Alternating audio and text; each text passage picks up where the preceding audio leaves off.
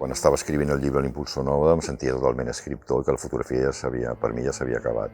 Preparant l'exposició, treballant les fotos, m'he tornat a sentir fotògraf, ara tinc ganes de tornar a fer fotos. Jo més que res crec que tinc unes coses per explicar i de vegades utilitzo un llenguatge o un altre, o els barrejo.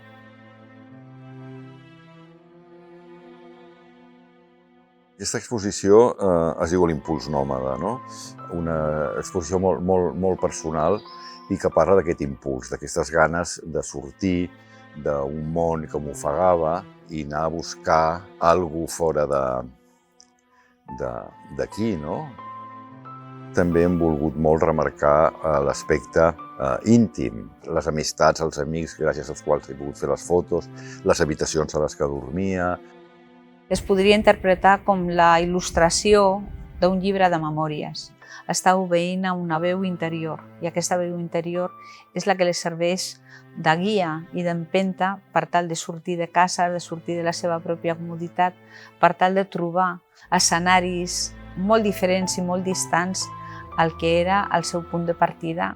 Jo somiava amb els llibres de geografia, amb els atles, amb les pel·lícules d'aventures que passaven els dissabtes per la tarda, pel·lícules tipus les aventures de Simbad i tot això a mi em feia somiar i em feia veure que fora d'aquella vall tan trista i tan grisa que hi havia altres mons que m'estaven esperant.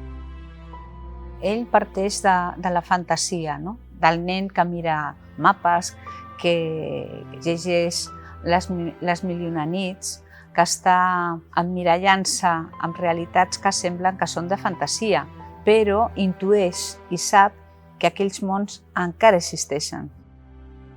A mi el que m'interessava eren aquests mons que s'esvaeixen, que estan desapareguent, no?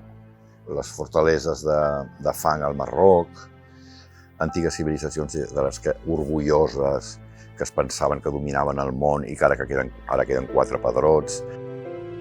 Què és el que troba? Doncs troba un món molt més tranquil, molt més, podríem dir, lent, amb el qual posa l'accent a les relacions personals, a les amistats, no? O sigui, no està viatjant al passat, està viatjant en un món contemporani i és un món que ell podria triar com a propi, no?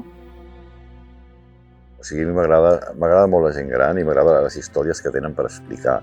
I sobretot d'aquesta gent gran, d'aquestes zones perdudes del món, que és una gent que té una saviesa natural. Llavors aquest tipus de coses és la que jo anava a buscar. També els paisatges, però no tant. O sigui, m'interessava sobretot les històries que s'expliquen a la vora del foc, no? A mi no m'agrada anar amb la càmera penjant.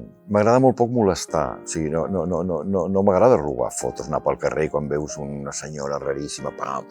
No vull, perquè per mi és com robar, no? El que podria dir és que moltes d'aquestes fotos són autobiogràfiques, perquè jo estava visquent amb aquesta gent. És a dir, jo no passava per allà i veia un camaller i li deia para't, foto, perquè a més moltes vegades hauria sigut impossible, no s'ho haguessin deixat per res del món. Els camellers de Socotra, quan estan en conversa, o els personatges que estan esperant a l'ombra de les edificacions en el desert, a mi em semblen sempre com il·lustracions bíbliques, no? De mons molt antics, això em fa reflexionar, no? Aquestes fotografies que no se sap quan estan fetes ara mateix, però que podies pensar inclús que són del segle XIX, però no, és una realitat que existeix ara, no? El mateix amb les fotos dels rituals animistes d'Àfrica, dels rituals de possessió i de trànsit.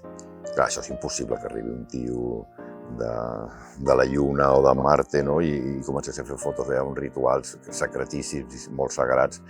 Si ho vaig poder fer, introduir-me, és perquè vaig anar treballant unes amistats i unes relacions i em vaig acabar fent amic d'alguna sacerdotessa i arriba un moment que sembla que la càmera no existeixi. Són unes escenes amb un moviment, una expressivitat, inclús podríem dir una violència, no? de sentiments i d'emocions totalment diferents a la gent del desert, del Swazi, no? Que són absolutament calmats, tot en tonalitats blanques, però quan les veus juntes veus que tenen allà la mateixa inquietud plàstica. I és una plasticitat que obeeix també al com li agrada explicar les coses, no és perquè sí. Preparant l'exposició, treballant les fotos, un record tirava de l'altre i de l'altre i de l'altre, i anaven apareixent com bombolles amb un toll de muntanya, no? I, brum, brum. I apareixien records molt agradables, però molts desagradables, d'aquests que l'inconscient els ha volgut tapar, no? O sigui, a mesura que anava a l'exterior, també estava viatjant sense donar-me compte cap a l'interior, no? És una obra que respon a una inquietud molt autèntica.